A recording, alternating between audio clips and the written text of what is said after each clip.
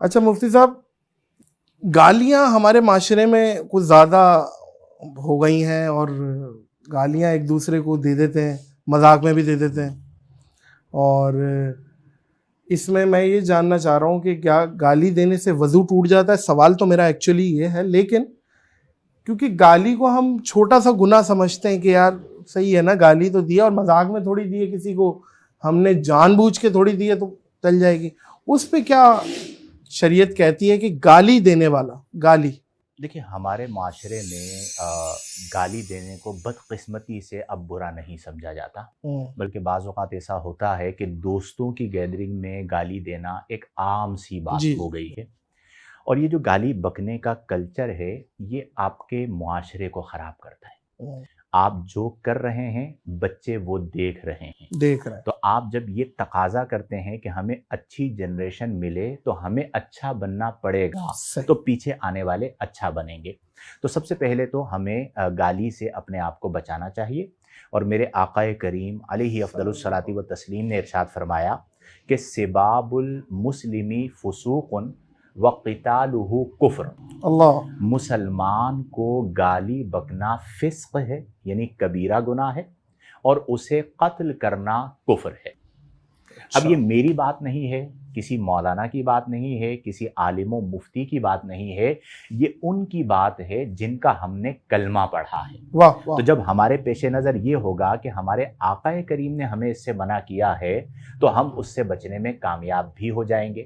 اور یہ بھی یاد رکھیں کہ عربوں کے یہاں ایک محاورہ ہے کہ الاناء یترشح بما فیہ، برتن میں جو ہوتا ہے وہی باہر آتا ہے. واہ واہ واہ. پانی، یس، پانی ہوگا تو پانی باہر آئے گا، حسن ہوگا تو حسن باہر آئے گا، قباحت یعنی برائی ہوگی تو وہ باہر آئے گی. تو جب آپ گفتگو کرتے ہیں تو آپ کے اخلاق اتنے اچھے ہونے چاہیے کہ سننے والا یہ کہے کہ اس نے جس نبی کا کلمہ پڑھا ہے یہ اس کلمے سے وفا کر رہا ہے. کہ جب غلام کے اخلاق اتنے اچھے ہیں تو آقا کریم صلی اللہ علیہ وسلم کے اخلاق کا عالم کیا ہوگا. اسی لیے آپ دیکھیں قرآن میں اللہ نے فرمایا کہ وَإِنَّكَ لَعَلَىٰ خُلُقٍ عَظِيمٍ، کہ اے محبوب صلی اللہ علیہ وسلم ہم نے آپ کو خلق عظیم کے عظیم ترین منصب پر فائز کیا. اب ہمارے جو لڑکے ہیں وہ کیا کہتے ہیں کہ جی معاشرہ ہی ایسا ہے. بعض کیا کہتے ہیں کہ میں جسے گالی دیتا ہوں اسے برا نہیں لگتا تو آپ کیوں منع کر رہے ہیں. تو یہ یاد رکھیں کہ اس کا تعلق اس سے نہیں ہے کہ جسے آپ گالی دے رہے ہیں اسے برا لگ رہا ہے یا نہیں لگ رہا، یا وہ آپ سے ڈرتا ہے. اس کا تعلق اس سے ہے کہ جب ہمیں نبی کریم نے منع فرما دیا تو بات ختم ہو گئی، ہم نے اپنے آپ کو اس سے بچانا ہے. اس دوست کے بارے میں مفتی صاحب کیا کہنا ہے جو گالی سن کے ہنس رہا ہے؟ دوست نہیں دی ہے تو اس پہ بھی کوئی دیکھیں شریعت لگے گی، کوئی حکم لگے گا؟ دیکھیں ہر ایک کو عزت کس نے دی ہے؟ اللہ نے. میں ہمیشہ ایک بات کہتا ہوں کہ آپ اپنی عزت نفس پر کبھی کمپرومائز نہ کریں. اگر آپ اپنی عزت نفس پر کمپرومائز کرتے ہیں تو آپ اللہ کی غیرت کو للکارتے ہیں. اللہ. اس کی وجہ کیا ہے کہ اللہ فرماتا ہے کہ میں نے تجھے عزت دی. ایک آدمی میری دی ہوئی عزت کو برباد کر رہا ہے اور تو اس پر خوش ہو رہا ہے، اللہ تعالیٰ اس پر ذلت کو مسلط فرما دیتا ہے. تو اس موقع پر ایسے شخص کو بھی چاہیے کہ وہ اظہار کرے کہ مجھے برا لگتا ہے تاکہ وہ گالی سے بچنے میں کامیاب ہو جائے. وضو ٹوٹ جاتا ہے کہ وضو نہیں ٹوٹے گا. اس کی وجہ یہ ہے کہ جو نواقض وضو ہیں، یعنی وہ تمام امور جن کی وجہ سے وضو ٹوٹ جاتا ہے، ان میں گالی دینا شمار نہیں کیا گیا.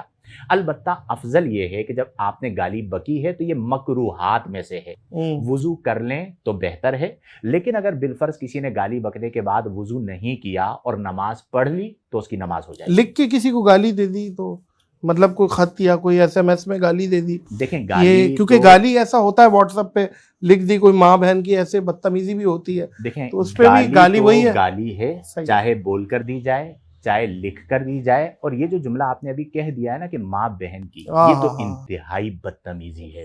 ہمارے لوگوں کو عقل سے کام لینا چاہیے کہ ہم اپنی گالیوں میں، ویسے تو گالی ہی بری ہے، خواتین جنہیں اللہ نے اتنی عزت عطا فرمائی ہے آپ گالیوں کے اندر انہیں لے کر آتے ہیں.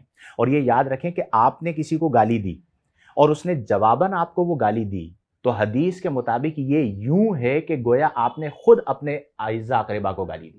او تیری اوہ نبی کریم صلی اللہ علیہ وسلم نے ایک صلی اللہ موقع پر علیہ فرمایا کہ کبیرہ گناہوں میں سے یہ ہے کہ مرد اپنے ماں باپ کو برا بھلا کہے، یعنی گالی بکے۔ وسلم۔ تو صحابہ حیران ہوئے، انہوں نے عرض کی یا رسول اللہ ایسا بھی ہو سکتا ہے کہ کوئی اپنے ماں اپنے باپ ماں کو باپ گالی کو۔ بکے؟